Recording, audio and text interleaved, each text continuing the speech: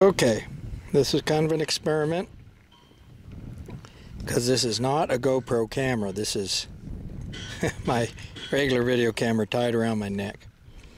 But I wanted to show my ideas of working with the reins and the hackamore in the bosolito and then in the two rein, and kind of my ideas on rein work. In the hackamore, I've ridden this mare with my hands about like this, and so this gets a little bit of that. This here, you get a little bit of that.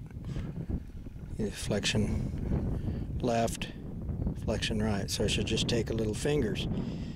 The problem with riding all the time with your hands way wide is when you do go into the two rein, this is not going to have the meaning that this did. So one of the preparations, regardless if you started your horse riding real wide-handed, which I don't do anymore, is keeping your hands in here and getting kind of this, where you just get that lift there. Because when I go into the two rein, there's different ways to hold it. One of them is, what I do is I split the macate in between my fingers here, and then my free hand I hold like the Ramel, and I use this action to, if I have to shorten this rein, this is how I use my second hand. I let it run through. It's almost like having some kind of martingale in a way. I run that through. That shortens that rein. With the rein here, all it takes is a little twist of your hand. It shortens that rein over there. So you try to get, hopefully, your work there, and that gets your helps with your direction and your flexion. And this, when your hands get lost in there, like I say, this can pull up like that.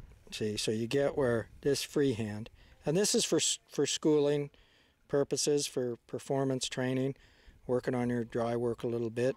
Obviously, with a rope in one hand, you're not going to be doing that with this hand. But in that case, your horse would eventually just be working like that. When the Ramel rein comes in there, right now this is just hanging there, but I find when I'm riding her, if I'm loping her around, I need to be able to shorten this a little bit, because it gets to swinging a little bit, and this particular setup does not have rein chains on it, so it gets to flopping around a little too much in the breeze. So some guys would maybe have would get their horse really good right there, like that, and then this would just come in there, but you're still operating off this. And I just find if I can use my free hand here, I can make these little adjustments like that. The other way, but I do like splitting my fingers in there. And then there's another way that some people do, is they split the whole Marianne like that. Whoops, hang on. Like that, like that. That should be there. All your fingers are through there, like that. And it comes to the bottom of your hand there, next to the ring finger, middle finger, and the other Ramel reins there. So it's the same kind of thing. But if you let your Ramel hang down, if you don't want to use the bit, you can use this. You can shorten the rein here. So all of this goes with the idea of, also, I think of my reins as like my two fingers here. I don't want, really, when I'm riding, I don't want to break this rein. If I'm going, You see, if I'm going to turn her, let's say to the left, you see, I want that. Whoops, it's a little difficult with my amateurish photography setup here.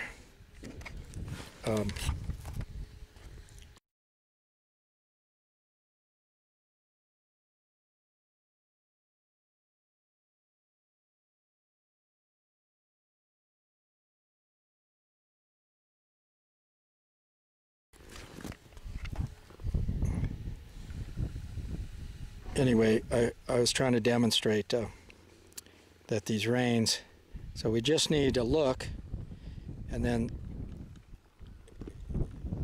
you see the rein stays in the center. So if you get used to, even if you're in the hackamore when they're very green, or even in the snaffle bit, you can still use your hands, even if you're two-handed, here and here. And even if you're turning this rein, I just think that's, I don't want that rein broken across there. I want it fairly straight, like it's a stick. I hope that makes sense. And I'll show from the side view while I'm doing this a little bit. So at first, in prepare for two rein, you ought to be able to ride your horse like this. And so whichever way you like holding your fingers, you see, you can experiment with it. And sometimes when I'm busy, I'll drop a finger. I find a rein with my fingers somehow. So here, riding. So when things get stuck, I don't try to rein my horse like this. I ride him up to the rein a little bit. I might lift, and then they've got to kind of come around. They're right in between it, you see. And so that's where my leg, I just stay centered with my body, but I might use an inside leg sometimes with that little bend. I might sometimes come to the outside of the turn, but pretty much my hand, I want to stay centered. And you see how you can get plenty of look in there, you see. So that's my basic idea, and you can take up the Ramel rein just to shorten the thing. And but I'm used to splitting it, so that was the first way I learned, and so I'm sort of always default to that. But then it depends what you're doing, because when you're just gathering cattle, she didn't like that bug. You're just gathering cattle, then you'd just be pretty, you'd just be cruising. Everything's just dropped there like that, and you're just, for most work you're doing, you pick up and turn and then drop. But it's always good to get your horse in good position, ready for that turn. So if you can, when the heat's on, maybe you're not paying as much attention. That's all right. You're going to get the job done. But when you're trying to teach position, you always want good position through a turn like that. And